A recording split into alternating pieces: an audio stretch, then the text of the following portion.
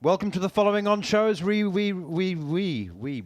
Welcome to the following on show as we review the third day of the third Test match between England and India, with scores finishing tied on the first innings for just the 9th time in Test history. So we have a one-innings game, effectively, over the course of 2 days, although England will begin the fourth morning 2 runs to the good. Effectively, 2 without loss. That's what they are, 2 without loss. Zach Crawley managed to extend the one and only over bowled by Jasprit Bumrah to about 9 minutes by over-exaggerating a thumb injury. But it was a day of toil, and perhaps one that India will look back on as another of missed opportunities, just like they had at Headingley. A moment of inspirational brilliance from Ben Stokes, not only with the ball but with the field, in the field, changed things around as a fourth wicket partnership of 141 was eventually broken by the England captain with a direct hit, a magnificent piece of fielding. And there were a couple of 70s in the middle order. KL Rahul was out exactly for 100. And so they will feel perhaps that they should have still been batting well into the fourth day. For England, I suspect they will see it as a day of hard work vindicated. It took them 119.2 overs to finally dismiss India. Slow day again with 242 runs scored. That was the deficit at the start of play for the loss of 7 wickets.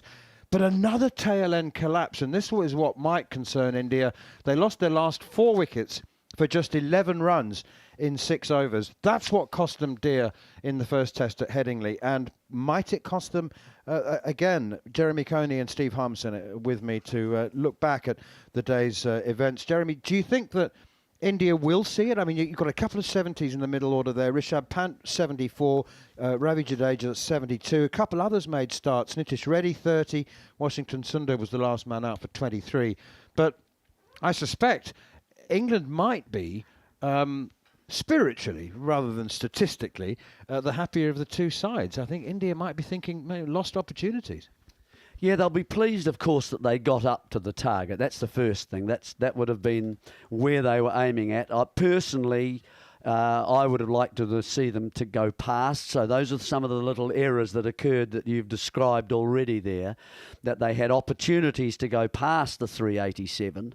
And that was maybe the best way that they could possibly win the game if they had got to 50 to 100 runs ahead with, sensible, because it was sort of, some of it was a wee bit self-inflicted, I think. So that aside, as far as the next part goes, I think that they will feel, yes, we missed out on an opportunity when we got into the lower order. No one really quite knew what they were going to do. They lost their way, I think, when you described those last 4 wickets. Harmy, as far as England are concerned, the bowlers' workloads are been very significant. And so, although convention says, it should be more difficult for India because they have to bat last, and England in an ideal world would like to set them a target, if they're not bowled out, obviously. But they will have concerns because Chris Woakes 27 overs, Jofra Archer 23.2, Bryden Cast 24. Ben Stokes, the captain bowler, 7 over spell at the end there, 20 overs for him as well. So all of them over 20 overs. And it's all well and good for the batsman to sit back and say, well, let's set them a target and let's bowl them out in 90 overs. The bowlers might be thinking, whoa, hang on a minute, we've got 1 day to recover. Yeah, we've done back-to-back games, and we've spent a lot of time in the field over this course of this series so far. I just look at this instance, Manners, and think, you know what, from England's point of view, just bat tomorrow and see where you get to. Don't worry about the game situation, because that could cause them a hell of a lot of problems. If they go and chase to try and win the game, then they could come unstuck. I look at it here, when you ask Jeremy there, it's a one-innings game. Who is likely to take 10 wickets? Which team at this moment in time, which bowling attack is likely to take 10 wickets in this contest between now and the end of Monday? And then you'd have to say it's India. And I think they've probably got the best bowling attack suited on this given surface to what's been happening in the game and in the series, and in general from cricketing point of view. When you look at Archer, and this could be the first time to turn around and say, Ben, you know what? Just take what you can. take what you lot. If I was in there, I'd be saying, look, can we bat all day tomorrow? Can we have a mad 15, 20 minutes on Monday morning? And then all of a sudden, if we are in a position where we can give them 70 to 80 overs at just over sort of 4.5, 5 and over, I'd be tempted to have a go. But I'd only be tempted because of my bowling unit, where they're at. The caveat and the stumbling block to that is India have got 2 competent spinners, a slope to play with, and a guy called Jasprit Bumrah. So it's not going to be that easy for England. But for me, I think this could be the first time Ben really, if he really wants to be serious and go right, we want to go down as one of the best teams of in the world, and we're going to take the world on, and we're going to beat Australia, and we're going to think in baseball, and we're trying to be smart. I just think possibly bat tomorrow and see where you get to. Don't try and chase the game, because if you do, I think you'll come unstuck. So work backwards then, and how many overs can you guys bowl? How many overs can we bowl between us? How many do we want? 70, 75? How many overs do you think that we can bowl India out in a crazy... So work it the opposite way you would go with your batting and go, right, we feel as though if we had to chase 7 and over for the last session, like we did at Trent Bridge, we'll go and do it. If we chase 7 and over for a session and a half, we've got the batting unit to go and do it. And that's crazy. That's over the norm. For me, what realistic target would we have from an overs point of view? Would we be able to bowl them out in 60 overs if the ball's going down? Because you've got to remember as well, I don't want to be disrespectful to Shoaib Bashir, but he hasn't looked like taking wickets. And he's got a finger injury. We haven't got that Jadeja Sundar. So for me, I'd be thinking, right, let's just have a bat. Let's see where we get to. And if we get to a position at 60 overs to go, 70 overs to go, let's stick them in, see if we can cause a few headaches. See if we can go to Manchester with momentum. And if we don't win, we get them 7 down, and people will say, oh, well, you didn't declare early enough. You turn around and say, he hasn't bowled for 4 years. I've had so many injuries that's going in Ben Stokes, and these 2 big lads have had back-to-back games over the course of these 3 games, and they are cooked. Shoaib Bashir's got a finger injury. We tried it. We went for it. We had a go. Momentum goes to Manchester. It's 1-1. Let's get on with the game. Yeah, when I said how many overs can we bowl, I wasn't talking about how many overs can we do we need to bowl them out. I was talking about how many overs can we bowl. Not many, to be fair. Well, they got cooked. Jeremy, does it come down to a matter of desire? How much does either team want to win this game? How much are they prepared to risk to make a play to try and win it?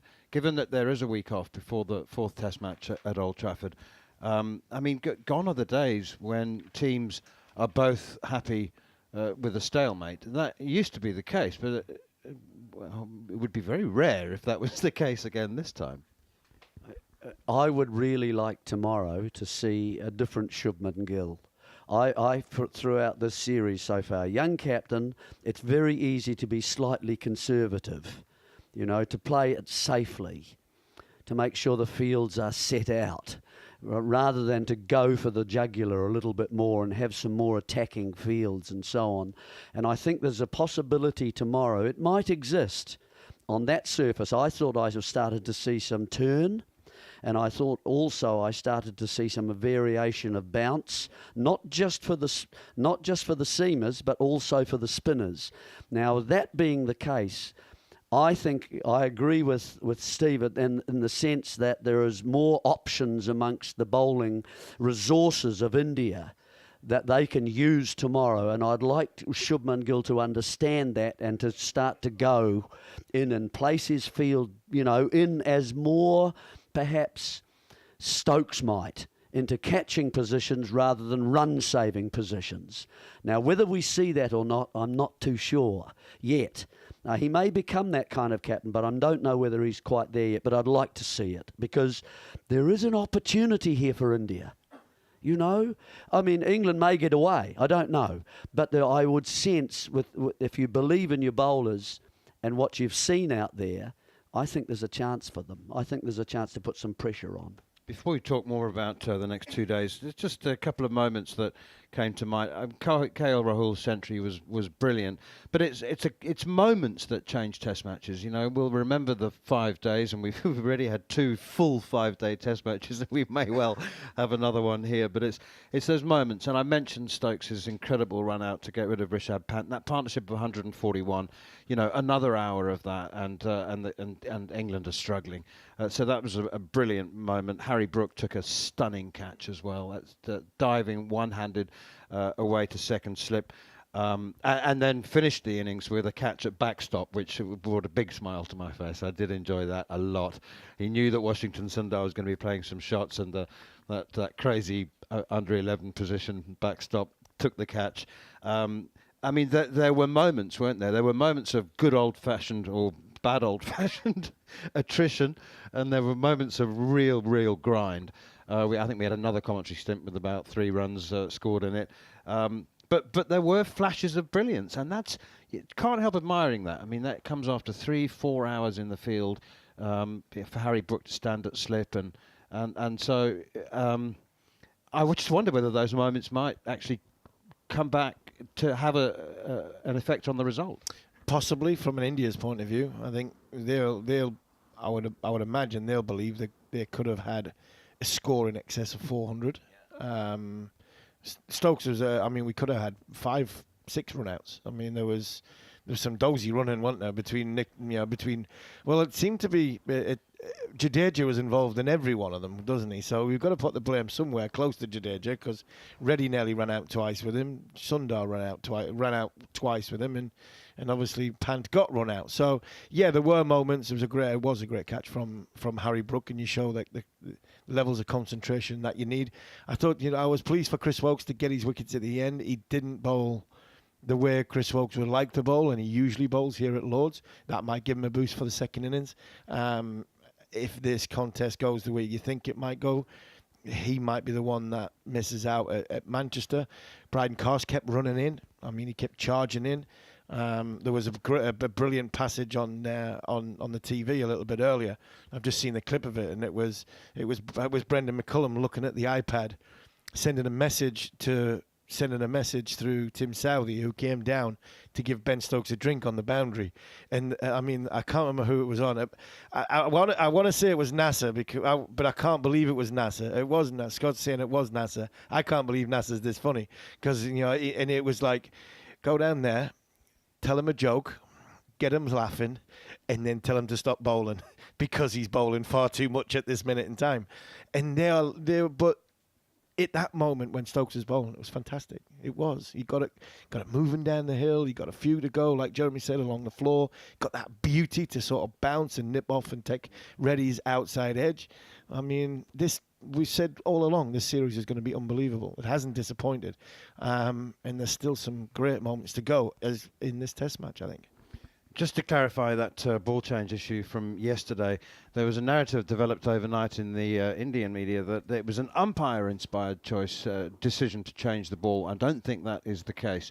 I think it has been confirmed now that it was Mohammad Siraj who initiated the ball change. And Shubman Gill was very animated with the umpires, and it happened again at the end of today. Let's be honest about this. There's some real niggle developing between the two teams on the field. I think England have become frustrated about the lengthy stoppages that have been taking place for treatment to Indian players and for problems with sight screen vision. There's been a lot of stoppages. And in the final over, the one and only over that Jasprit Bumrah was able to bowl at the close of play, Zach Crawley was hit on the glove and made a 3-course meal of it. And Shubman Gill was very sarcastic, applauding and rushing up and asking if he was okay. Personally, I find it great. I mean, there is niggle. I mean, it's supposed to be, as Ben Stokes said, it would be called easy cricket if it wasn't. It should be niggle. Why? I mean, you represent your country. So it hasn't crossed the line for you. I mean, Gill was very close, and he was, giving it the finger in the batsman's face. And you seen Ben Duckett going over, and Ben Duckett. Oh yeah, he loves to get stuck in. Loves to get stuck in, but he's quite good, Ben, when it comes to not being the voice of reason, but just sort of having the argument in his way. You could see what he was saying. He walks over, he got in the way of Shubman Gill and Zach Crawley, and he's looking up because obviously he's a little bit smaller, and he's going and he's putting. It was simple. He was pointing at Shubman Gill and then pointing at the floor. He was going, I mean, you had 10 minutes with a bloke on your back, so you can't complain, mate. You can't. So look, England are getting frustrated by the level of time that's been taken out of the game. Anybody in the world would have battered exactly like what Zach Crawley did tonight and pulled away. The ironic thing was, right, because I was on with John Norman, he got hit on the finger and the physio ran out at 31 minutes past 6. So he'd already done his job to waste the time. He didn't need the physio to come out. So, look, it is what it is. It's great. It just makes the series, for me, even better. Look, I don't mind it. I think the umpires, however, are losing control in certain areas of what's going on the field. I think scheduled drinks breaks, that's it. Why does Rishabh Pant really need 15 minutes into after the start of the day, he has his first drink? Those things I don't think is necessary. I know it's a hot day, but you can get through 2 hours. You should be fit enough. These guys are fit. You can get through 2 hours. Well, they only need to get through one because there's a drinks break. Yeah, exactly. So really, scheduled drinks breaks only. We're having far too many of them. If there's an injury, which we've kind of just started to discuss that, if it's an injury, go off the field. Go off the field, bring another man on. Let's carry on with the game. You know, I think you've got to be, strong about these sorts of things. Otherwise, it just carries on, and the players start running the game, which is what we're kind of seeing, aren't we? And the other thing is the ball changes. I think it's almost up to, and it may be a bit controversial here, but I think that the umpires should be responsible for these things. Take the players out of the game. They ask for the ball because it's not doing the things that they want it to do. That's why they ask. Of course, that's why they ask. I can understand that. But if the umpires are in charge of it and look after that side of it, that will take all those things away. And it's a little bit of these rings that they've got. You know, you can squeeze a ball. You can squeeze a ball into a little bit of a shape, and you can make sure it doesn't go through the ring. And then that's a change. So it's difficult. It is the balls. Look, it is. The balls aren't up to the standard that international cricket requires. Whatever reason that are, and I'm sure there are reasons, whether it's bats, balls getting hit off the boundary or through off the fences and all sorts of stuff, you can make excuses for. But unfortunately, they've got to find a way of, alleviating the amount of time they're taking between each decision, because if a ball gets changed 4 or 5 times, that's 20 minutes. That's 20 minutes when it's by the time third umpire, fourth umpire comes out and all that. So they've got to find a formula in a way. Joe Root said last night, should be 3 challenges I'm with Jeremy, it should be the umpire. Forget these rings, put them back in your pocket, throw a ball to an umpire. Does that look out of shape for an international cricket match? And if the umpire says, no, that's fine, you got Pistol Pete Paul Rifle. He's a bowler. He knows what a ball looks like. But I'm with you. I think umpires are loose. I think umpires are now scared of players. They are scared to make a decision.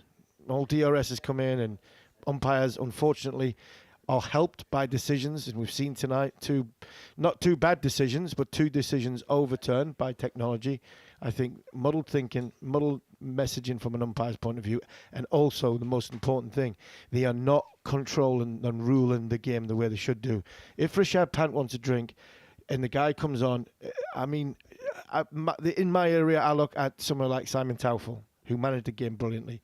I looked at Alim Dar, managed the game brilliantly. So did Steve Buckner. These in this situation, you, yellow bib, off. See you later. Don't even come back onto my field until I wave you on. Not when he wants you to come on, when I wave you on. That's the thing for me. Player, goes to the umpire, goes to the opposition captain. Can I have a drink? Umpire, no. Off. And all you have to do is start one president that way, and everybody, it funnels throughout the game. At this minute in time, there's too many players taking liberties. And the umpires are afraid to assert their authority. They do have the authority. as you said, it's their playing serve. They're supposedly in control of the game. And we had Yellow's players rushing on between overs. And also, if the umpires check the ball at the end of every over, why can't they just pop it through the ring at the end of each over, just to to be sure that that they're keeping it up to date. With the progress of the ball, Jeremy, a lot of people might think that actually, Harmy, you've been warning against a collapse. You said that there's a collapse coming in this series, and you've said often that it can be in the second of back-to-back Test matches. So if England need to avoid the guard against the third innings bogey, don't they? It often happens in the third innings. You've done me here, Manners. You've done me out of sight here, because I was trying not to say it before when I was going, well, the best bowling attack to take 10 wickets on this surface is going to be India's. I'm trying everything in my power not to say I think India are favourites here, because I think the most likely to take 10 wickets here are India, not England. And I've got a funny feeling, I really have, and I hate these feelings, because I really want England to bat out tomorrow. I want them to go into Monday and see out the Test match in such a way, because that would be a positive result. I know Ben's saying not about draws. That would be a positive result. I've got a funny feeling we might have a two spinners, Jasprit Bumrah, middle of the afternoon, in England get bowled out for 150 to 180 because of tiredness, and that surface is getting tired, and they've got the bowlers to have it. Don't think he means funny, does he? No, he doesn't mean that at all. But I've mentioned that. I've said there's an opportunity there for one of these sides, and I think probably it's more likely to be India because of their bowling attack and their bowling resources. But let's see if England can get enough runs that they'll put the pressure back on India. I do hope so. Yeah, I really do hope so. It just needs Duckett and Crawley to bat like they did for the first session at Headingley. Make sure that nothing alarming happens in the first session, and then we could be in for an absolutely belter of a fifth day. That's following on. England will resume on the fourth morning, 2 without loss and 2 runs to the good in what has effectively become a one-innings game over 2 days. See you tomorrow. Commentary begins at 10:55 a.m.